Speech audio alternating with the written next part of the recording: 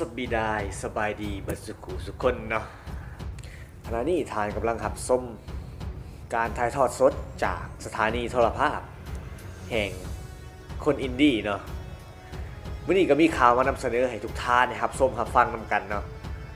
ว่ามีข่าวได้นั่นที่จะน่าสนใจขอเชิญทุกท่านรับส้มรับฟังไปนำกันเลยเนาะข่าวสมิธเนาะก็คือเกิดเหตุบ่คาดฝัน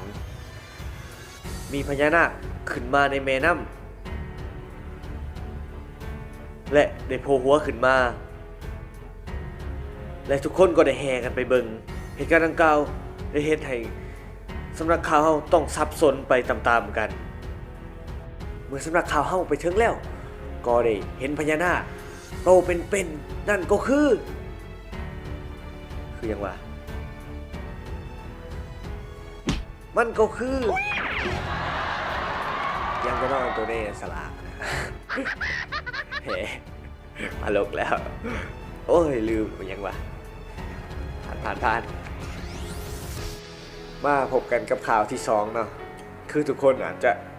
คือฮาไปกว่านี้ก็คือในมือ19เดือน1ปี2020นี้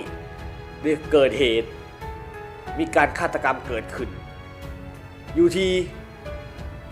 ใช่ว่าเกิดเหตุบ่คาดฝันเหมือนกันมีการฆาตกรรมกันเกิดขึ้นฆ่ากันอย่างโหดเหี้ยมอำมหิตเมื่อสำนักข่าวเฮาลงไปถึงนั่นก็ได้พบศพผู้เสียชีวิตแมนถูกฆ่าและทุกคนก็ได้แห่กันไปเบิ่งก็ได้พบศพว่าขาควักใส่ถิ่มไว้อยู่กลางทางดังนั้นทุกคนเห็นก็เกิดความเศร้าสลดใจและไว้อาลัยให้กับศพผู้เสียชีวิตนั้นมาพบกับข่าวต่อไปข่าวนี้บอกคิดเลยว่ามันจะเกิดขึ้นอยู่ที่ประเทศลาวเฮาเนาะคือในวันจันทร์ที่ผ่านมานั้นมีแมงวันตัวหนึ่งบินมาคิดว่ามันสิไปไสโก้ยหามันนี่ไปต้องขี้ เฮ้มาพบกับข่าวต่อไปอีกเนาะ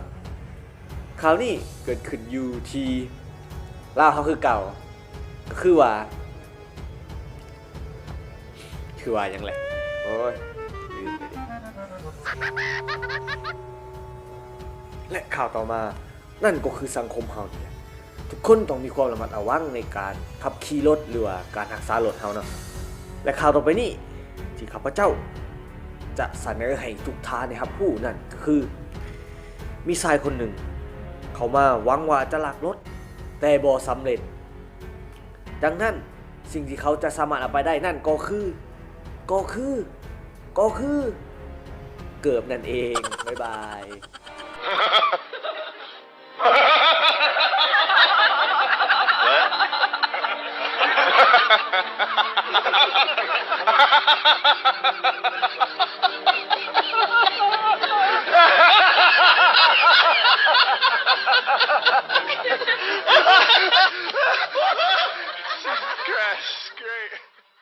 และนั่นคือการรายงานข่าวของข้าพเจ้าสุดท้ายนี้กะบ่มีหยังหลายฝากถึงทุกคนในสังคมเฮาให้มีความระมัดระวังในการใช้ชีวิตประจำวันของทุกๆคนนะขอบใจเดี๋ยวเพิ่งปิดกล้องคลิปนี้บ่มีสาระหยังเลยฝากทุกคนกดไลค์กดแชร์และกดติดตามช่องลาวแชนแนลคนอินดี้กันหลายๆนี่เด้อ